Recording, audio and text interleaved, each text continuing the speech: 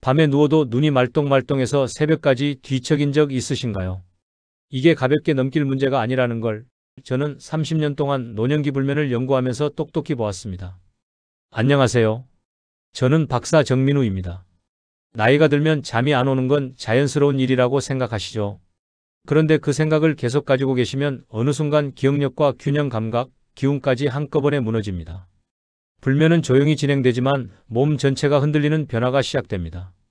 처음엔 그냥 잠이 좀 안 온다 정도로 여기지만 시간이 지나면서 낮 시간에 멍한 상태가 이어지고 사소한 일에도 짜증이 나며 식욕까지 떨어집니다.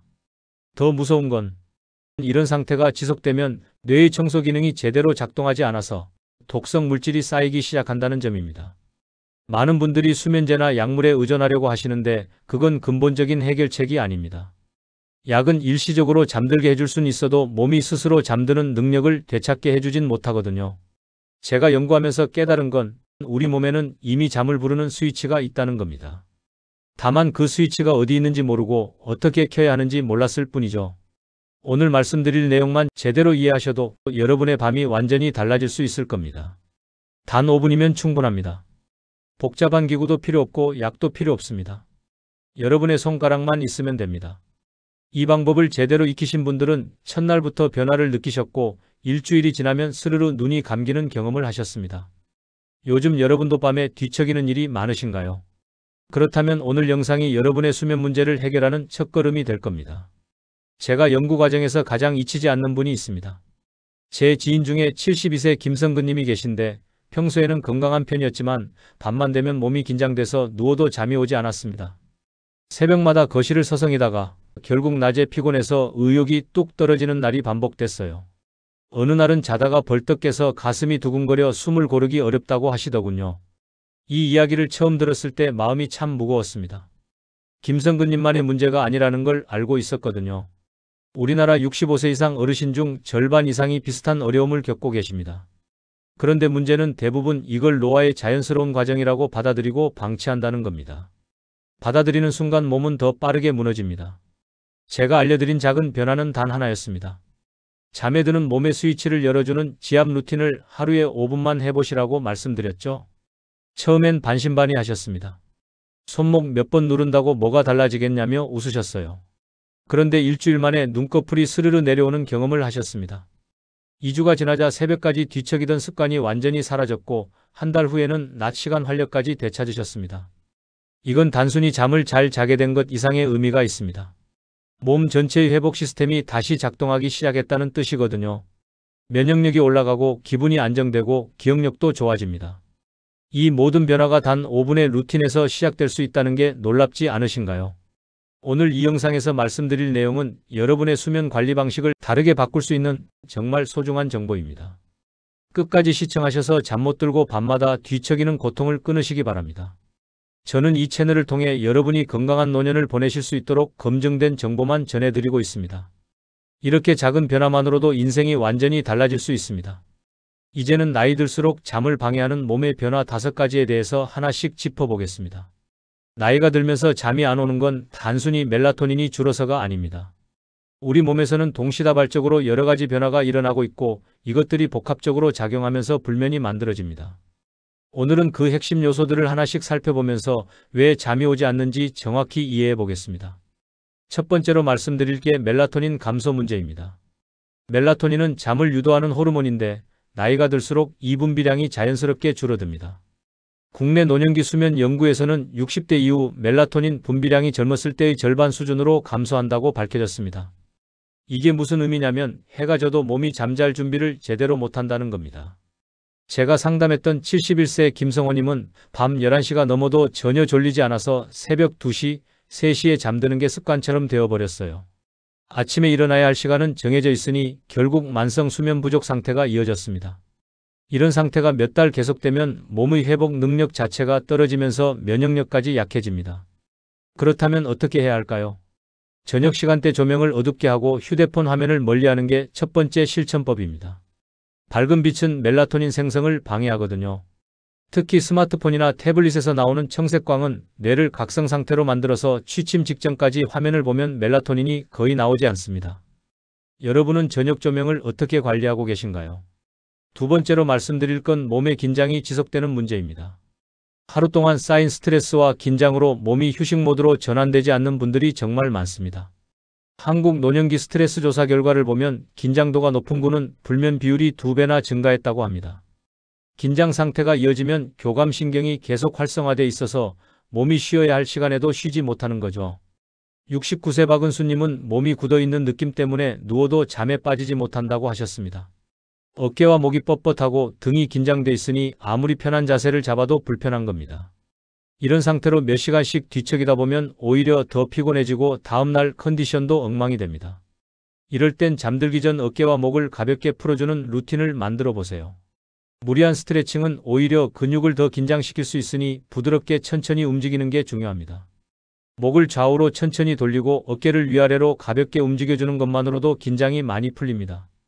여러분도 누우면 몸이 더 깨어나는 느낌 받으신 적 있으신가요? 세 번째는 체온 조절이 제대로 안 되는 문제입니다. 잠들기 직전에는 체온이 자연스럽게 내려가야 하는데 나이가 들면 이 과정이 늦어지거나 원활하지 않습니다. 국내 수면환경 연구에서는 체온 하강이 늦은 군에서 잠드는 시간이 평균 40분이나 더 걸렸다고 합니다. 체온이 안 내려가면 몸이 여전히 활동 모드라고 인식해서 잠이 오지 않는 겁니다. 68세 김문자님은 손발이 차서 이불 속에서도 한참을 버텨야 했다고 합니다. 손발은 차가운데 몸 중심부는 열이 남아 있어서 체온 균형이 맞지 않는 거죠. 이런 상태에서는 잠들기가 정말 어렵습니다. 몸이 언제 쉬어야 할지 신호를 제대로 받지 못하니까요. 취침 전 따뜻한 찜질로 체온 순환을 먼저 열어주시면 도움이 됩니다. 손목이나 발목에 따뜻한 찜질팩을 10분 정도 대고 있으면 혈액순환이 좋아지면서 체온이 고르게 분포됩니다. 다만 과도한 열 적용은 오히려 뒤척임을 유발할 수 있으니 온도 조절에 주의하세요. 요즘 손발이 차서 잠 못 이루시는 분 계신가요? 네 번째로 말씀드릴 건 심박 불안정 문제입니다. 긴장과 부담으로 인해 심박수가 일정하게 떨어지지 않으면 잠에 적응하기 어렵습니다.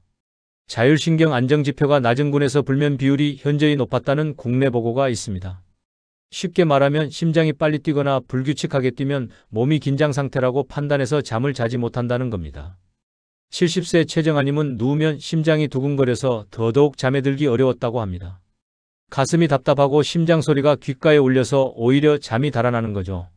이런 증상이 심해지면 불안감까지 생겨서 잠자리가 두려워집니다. 밤이 되면 또 잠 못 잘까봐 걱정부터 되는 악순환이 이어지는 겁니다. 이럴 땐 복식호흡과 손목 주변 이완 루틴을 사용하세요. 배로 천천히 숨을 들이마시고 내쉬는 복식호흡은 자율신경을 안정시켜서 심박수를 자연스럽게 낮춰줍니다. 손목 안쪽을 부드럽게 눌러주는 것도 심장을 진정시키는 효과가 있습니다. 단 호흡을 너무 깊게 하려고 하면 오히려 가슴 답답함이 올 수 있으니 자연스럽게 편안하게 하는 게 중요합니다. 여러분은 잠들기 전에 심장이 두근거리는 느낌 있으신가요? 마지막으로 다섯 번째로 말씀드릴 건 생각 과부하 문제입니다. 노년기 불면의 가장 흔한 원인 중 하나가 머릿속 과도한 활동입니다. 국내 인지과부하 연구에서는 취침 전 생각이 많은 그룹이 불면 위험이 3배 이상 높았습니다. 낮 동안 있었던 일들, 걱정거리들, 내일 할 일들이 머릿속에서 계속 맴돌면 뇌가 쉴 수 없습니다. 73세 장태수님은 누우면 온종일 있었던 일이 다시 떠올라서 잠이 밀려오지 않았다고 합니다. 특히 부정적인 생각이나 걱정이 반복되면 스트레스 호르몬이 분비되면서 몸이 각성 상태로 돌아갑니다. 이렇게 되면 피곤해도 잠들 수 없는 모순적인 상황이 만들어지는 거죠. 잠들기 30분 전에는 전자기기 대신 가벼운 이완 루틴으로 전환하세요. 책을 읽거나 조용한 음악을 듣거나 명상을 하는 것도 좋습니다. 억지로 아무 생각도 하지 않으려고 하면 더 각성되니까 자연스럽게 마음을 비우는 연습이 필요합니다. 여러분도 누우면 생각이 폭주하는 경험 자주 있으신가요? 이제 이 5가지 변화들을 다스리는 핵심 지압법으로 넘어가겠습니다. 여기서부터가 정말 중요한 실전 내용입니다. 이제부터 말씀드릴 지압 루틴은 제가 30년간 연구하면서 가장 효과적이라고 확인한 방법입니다. 복잡하지 않습니다. 3군데만 기억하시면 됩니다. 신문, 안면, 풍지. 이 3곳을 순서대로 누르면 몸의 긴장이 풀리고 잠이 오는 스위치가 켜집니다. 먼저 신문 지압부터 시작하겠습니다. 신문은 손목 안쪽, 새끼손가락 쪽으로 내려가면 뼈와 힘줄 사이에 움푹 들어간 곳이 있습니다. 이곳은 마음을 안정시키는 첫 단계로 가장 효과적인 지점입니다. 한의학에서는 이곳을 심장의 열을 내려주고 불안을 가라앉히는 자리라고 봅니다. 양쪽 손목을 각각 30초씩 부드럽게 눌러주세요. 엄지손가락으로 천천히 원을 그리듯 눌러주면서 호흡을 편안하게 유지합니다. 너무 강하게 누르면 오히려 긴장을 만들 수 있으니 적당한 압력이 중요합니다. 살짝 아프면서도 시원한 느낌이 드는 정도가 딱 좋습니다. 신문 지압을 하면서 동시에 깊게 숨을 들이마시고 천천히 내쉬세요. 숨을 내쉴 때 긴장이 함께 빠져나간다고 상상하시면 더 효과적입니다. 처음엔 큰 변화를 못 느끼실 수도 있는데 매일 꾸준히 하시면 점점 몸이 반응하는 속도가 빨라집니다. 신문 지압 해보신 적 있으신가요? 다음은 안면혈 지압입니다. 안면혈은 귀 뒤쪽, 귓불 바로 아래에서 턱 쪽으로 조금 내려간 곳에 있습니다. 손가락으로 만져보면 약간 움푹 들어간 부분이 느껴집니다. 이곳은 뇌의 과부하를 낮춰주는 역할을 하는 중요한 지점입니다. 양쪽을 동시에 2분 정도 원을 그리며 눌러주세요. 검지와 중지 두 손가락을 사용해서 부드럽게 압력을 가합니다. 이 부위는 목과 연결된 혈관이 지나가는 곳이라서 압력 조절이 특히 중요합니다. 너무 세게 누르면 어지럽거나 불편할 수 있으니 천천히 조심스럽게 진행하세요. 안면혈을 지압하면 머릿속이 복잡하던 게 점점 가라앉는 느낌을 받으실 겁니다. 생각이 정리되고 마음이 차분해지면서 졸음이 살짝 밀려오기 시작합니다. 이 신호를 놓치지 마시고 계속 이완 상태를 유지하세요. 머릿속이 복잡할 때는 어떤 방법을 쓰고 계신가요?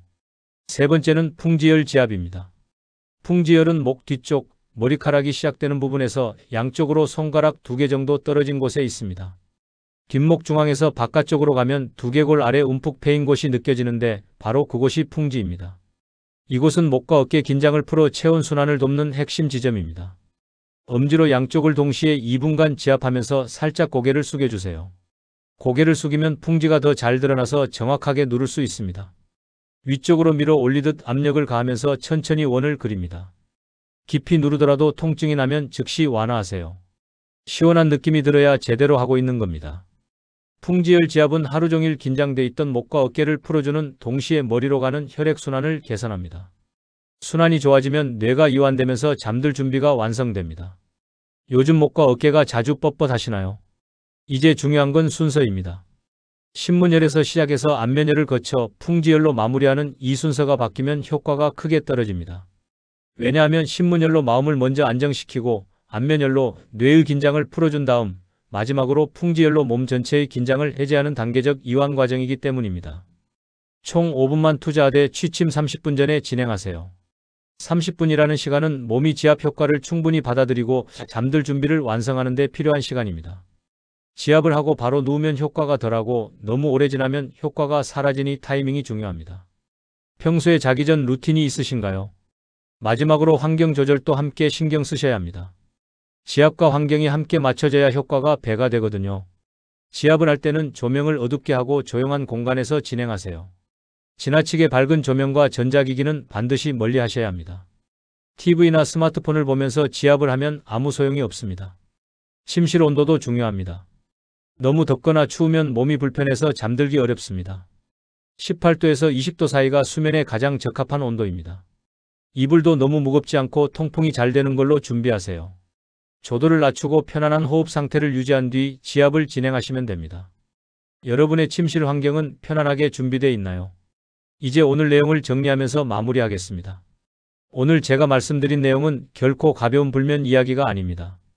많은 분들이 잠이 안 오는 원인을 단순히 멜라토닌이나 나이 탓으로만 돌리지만 실제로는 훨씬 복잡한 문제들이 얽혀 있었습니다. 몸의 긴장과 심박 변화, 체온 조절 문제, 생각 과부하까지 이 모든 요소가 동시에 작용하면서 불면을 만들고 있었던 겁니다. 잘못 관리하면 어떻게 될까요? 기억력이 떨어지기 시작합니다. 낮 시간에 계속 피곤하고 무기력해집니다. 작은 일에도 짜증이 나고 불안감이 커집니다. 면역력이 약해져서 감기에 자주 걸리고 회복도 느립니다. 심하면 우울증이나 치매 위험까지 높아질 수 있습니다. 이건 과장이 아니라 실제로 수많은 연구에서 확인된 사실입니다. 반대로 제대로 관리하면 어떻게 될까요? 첫날부터 잠드는 속도가 확연히 달라질 수 있습니다. 일주일이면 새벽에 깨는 횟수가 줄어듭니다. 한 달이 지나면 낮 시간 활력이 완전히 회복됩니다. 기억력이 좋아지고 기분이 안정되며 몸 전체 컨디션이 달라집니다. 이 모든 변화가 단 5분의 지압 루틴에서 시작될 수 있습니다.